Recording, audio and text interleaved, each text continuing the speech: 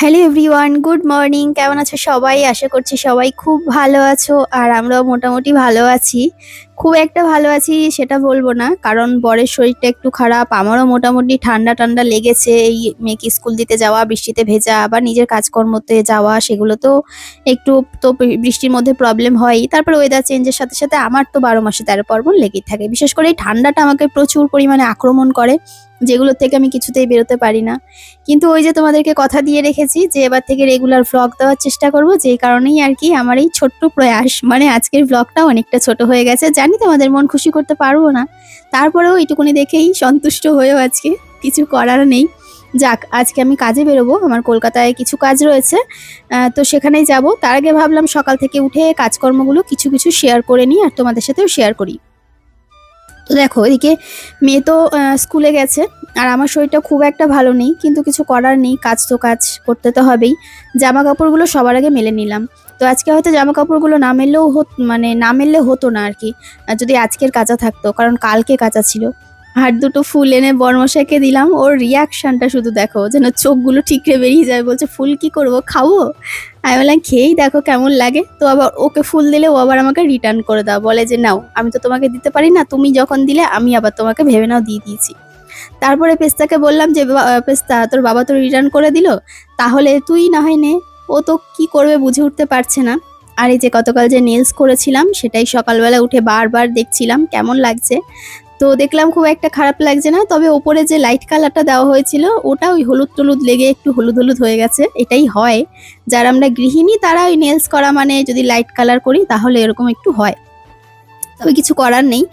আর এখানে যেহেতু সারাদিন রোদে বেরোবো কাজ করতে, যে মানে কাজ তো রয়েছেই, তো ভাবলাম একটু স্কিন কেয়ার করি। স্কিন কেয়ার বলতে ওই একটু বেসন, একটু দই, আর কি করলাম, একটু হলুদ, ব্যাস এই সমস্ত একসাথে একটা ঘোল বানিয়ে এবার মুখের মধ্যে ভালো করে অ্যাপ্লাই করে নিচ্ছি। নিয়ে তারপরে ওই 2 মিনিট রেখে স্নান করতে চলে যাব, কারণ খুব একটা হাতে সময় নেই, খুব তাড়াতাড়ি বেরোতে হবে। ওদিকে আজকে কাজের জন্য কোয়েলকেও বলেছি, তো কোয়েল ওখান থেকে আসবে, মানে বিধাননগর স্টেশনে ওয়েট করবে ও আর ওর মা, আর আমি এখান থেকে যাব।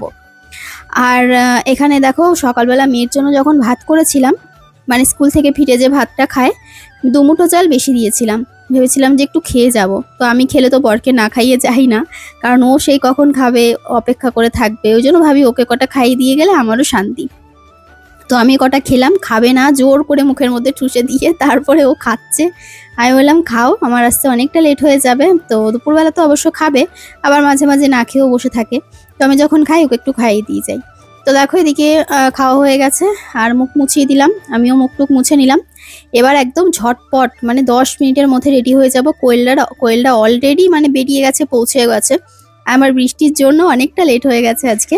বৃষ্টির জন্য বলতে ওই যেতে যেতে প্রচণ্ড বৃষ্টি নেমেছিল, তারপরে সেই আমি তো ওই ট্রেন লাইনের মধ্যে না, মানে ওই পা মুচকে গেছে, পড়েই যাচ্ছিলাম, মানে পড়তে পড়তে বেঁচেছিলাম, একটা ব্যাপার। ওই যে বলে সব দিকেই, মানে যে বিপদ যখন আসে সব দিক দিয়েই আসে।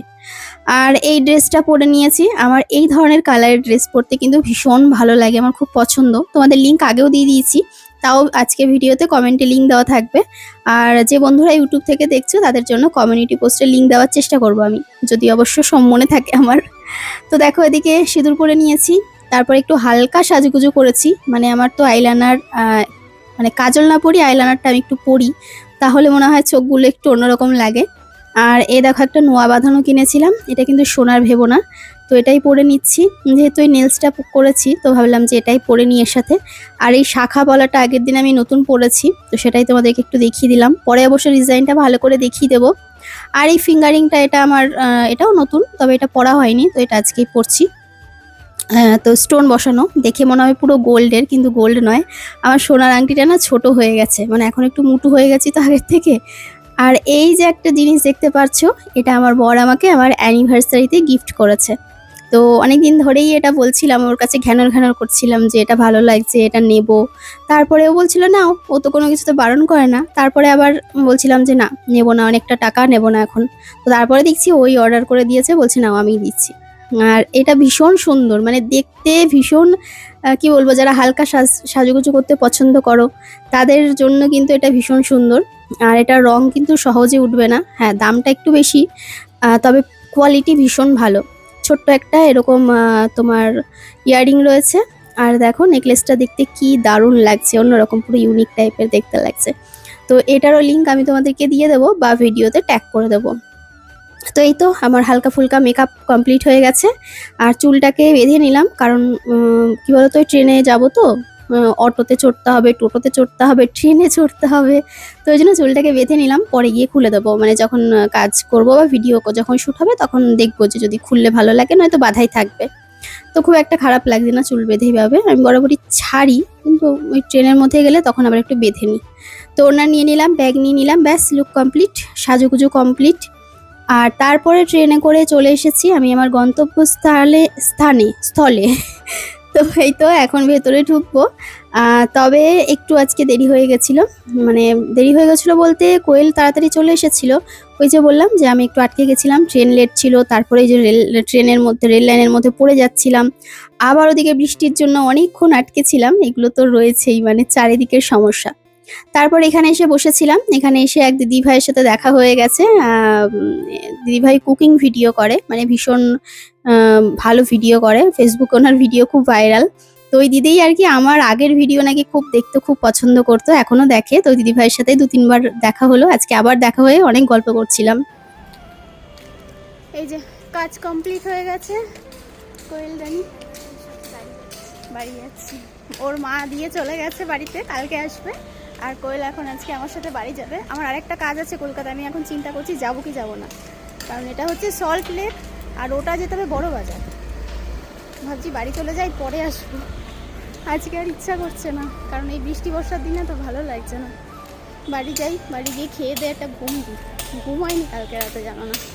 ওই যে অটো টোটো ধরবো, কাজ আমাদের হয়ে গেছে। আকাশে মেঘ জমেছে দেখো কি পরিমাণে, বুঝছে? মানে লোকেশনটা খুব সুন্দর, এটা একটা জুয়েলারি শপ, বি সরকার না, হ্যাঁ বি সরকার, হ্যাঁ ওপরে ওটা কি হবে, সরকার, ওটা ক্যাফে।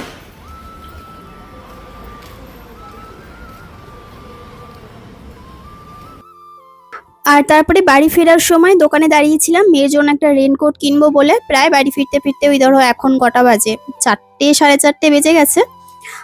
তো বাড়ি ওই যখন ওখানে ছিলাম ভেতরে এত জোরে বৃষ্টি নেমেছিল, তো এখান থেকে দেখো একটা ফ্রাইং প্যান নিয়ে নিলাম, কারণ আমার ফ্রাইং প্যানগুলো তো আগেরগুলো ইউজ করতে পারি না, আর ওগুলো না অনেকদিন ইউজ করার পর ওই কোটিংগুলো উঠে যায়।